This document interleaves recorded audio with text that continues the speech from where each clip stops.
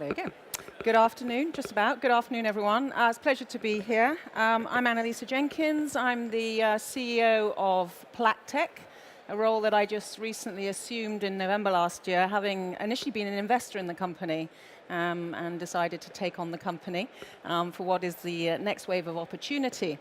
So PlaqueTec, I'm just going to give you a little brief overview of this in the next 10 minutes, is a novel, homegrown from Papworth Hospital diagnostic device that is looking to really evolve the way that we think about, assess, and manage patients living with cardiovascular disease. And why is this important?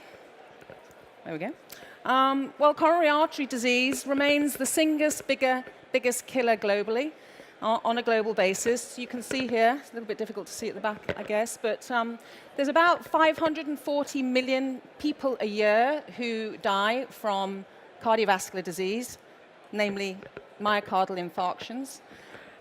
If you look at this chart, you can see that that's about the same number of people globally that pass away from cancer-related deaths. You can see in the US, pretty awful statistics, although the rate of rise of cardiovascular disease mortality has been somewhat slowed by the last 20 years of new medications, and I'm going to talk a little bit about that. 1 in 3 deaths today in the US are still caused by heart disease, and every 39 seconds in the US, somebody will pass away from either a heart attack or a stroke. So what does that mean? It means that the unmet medical need is still really important to be addressed, and that although progress has been made, I'm actually a cardiologist by training, trained at Bart's just down the road, graduated nearly 30 years ago now. We've made huge progress, but it is now important that the next phase of management and care of patients takes a new direction. So just a couple of words about that. Cardiologists today predominantly would assess your heart and the vasculature of your heart using imaging techniques, whether that be a catheter placed into your heart, and you can see, pointer here, you can see a little narrowing in the blood vessels that supply the heart there up on the upper left-hand corner, or the imaging, which is intravascular ultrasound, and increasingly more modern techniques using infrared technology. It's all imaging. If you look at the left-hand side of the slide, the right-hand side of the slide, this is where our technology now comes in. And basically, we are a very, very sophisticated syringe that is drawing blood from directly in the coronary arteries around those narrowings to assess biomarkers, looking at risk factors for people living with this disease. I'll tell you a little bit more about the technology itself in a minute. So not only are we going to be able to add this technique to people in addition to the imaging that they currently receive, we're also going to be able to help the drug companies develop new medicines. Because as we sample the blood around these atheromatous plaques, we detect new biological pathways that predict risk. Then the drug companies can use that information to start to think about developing new medicines. We're all familiar with the statins. That's how I entered the industry 25 years ago, leading the development of a drug called pravastatin. 25 years ago, that did make a significant difference to people living with heart disease and at risk for heart attack and stroke. But we now need to build on that because, as I've already explained, there's significant residual risks. So in the future, our vision is that these biomarkers that will be able to be assessed directly from within the heart will be used to develop new medicines and to manage patients living at high risk of their heart disease. So what is the technology? Well, very simply, it's a catheter that's placed up into the coronary arteries. It sits across the plaque. We're able to, you can see here, we're able to then pull back the guide wire, and it just releases these little baffles that mix up the blood around the plaque. And what that does is it draws the blood from around that plaque, and we can use a syringe mechanism to sample that blood both at the proximal, the middle, and the distal end of the plaque. We can pop that into test tubes and analyze it. And what we're really looking for is gradients of biomarkers, special biomarkers, some very interesting ones that the academic community is becoming very, very interested in at the moment, something called interleukin-1 beta, MMP12, CRP. And the hypothesis is that as we detect these gradients across these plaques, we'll be able to link that to future risk of a heart attack and death, and we'll be able to more aggressively manage that with new drugs that will be coming along to manage specifically these biological pathways.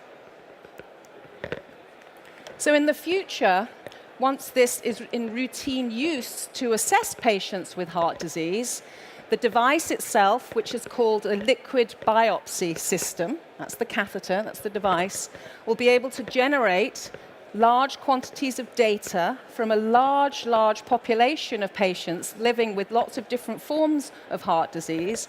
That database will be able to be uploaded into a system, and so these databases will just be able to be used as risk factor prediction models for patients on a global basis.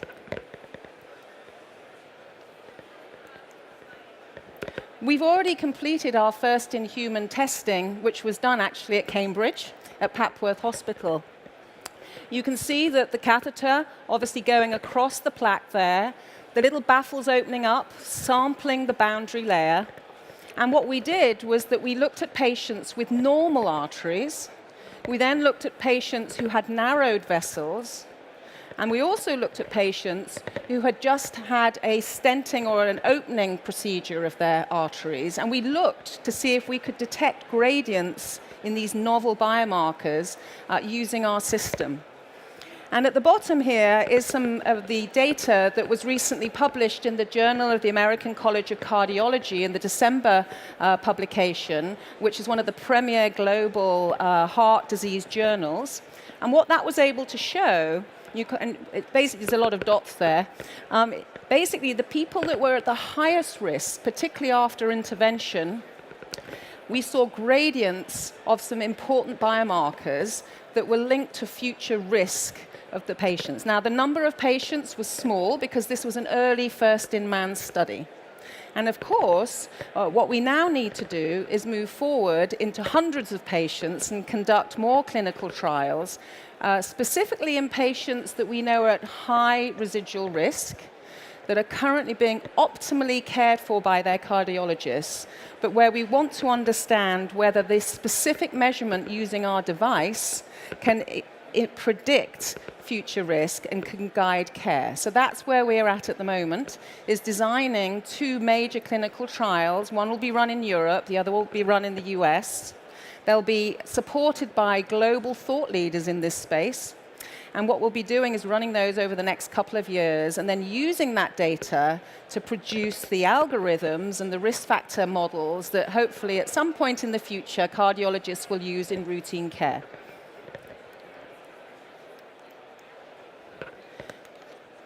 So in summary, as I've said, this is a liquid biopsy. The device we've developed at Papworth is unique. There's nothing else like it on the market. It will be added to the standard way of assessing patients who are living with heart disease on a global basis. And it will generate incremental and new data to help them be managed better. And as I've said, pharmaceutical companies will be using this device in the future in the context of their clinical trials to understand the new biology and new mechanisms as to why patients who are well treated with statins and drugs to lower their blood pressure, etc., still go on to have heart attacks.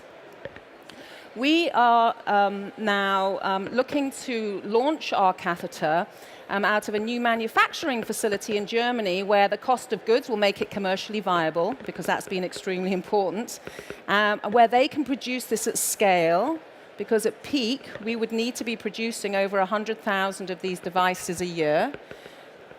And we have now a new leadership team. I mentioned I joined in November.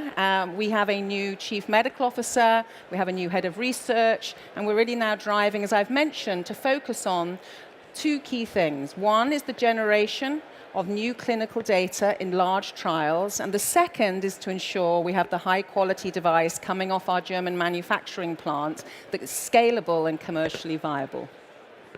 We're currently closing a small convertible, so we have about $1 million left in that will fund the base case plan to the end of the year. I should have mentioned that this company over the last 7 years has been funded by high net worth individuals to the tune of about 14 million. We're looking to close another $1 million in the next few months, and then in the summer, we will be looking to raise about $15 million to support the studies I mentioned, so that we can get the next major milestone of this company, which will be in about 2.5 years' time. And I'll close by saying that the vision of this company is to have this as a routine diagnostic in clinical care by 2022. Our vision is to have that in the hands of a global company that is expert in the sales, delivery, and care of diagnostic devices across the cardiovascular space. So that's essentially what we're doing. We're building the company, eventually to sell the company into a large device manufacturer in the future. And so with that, I think I'd like to close. I'm happy to take any questions. Oh, actually, no questions allowed, actually. But I think I kept to time, so thank you for your attention.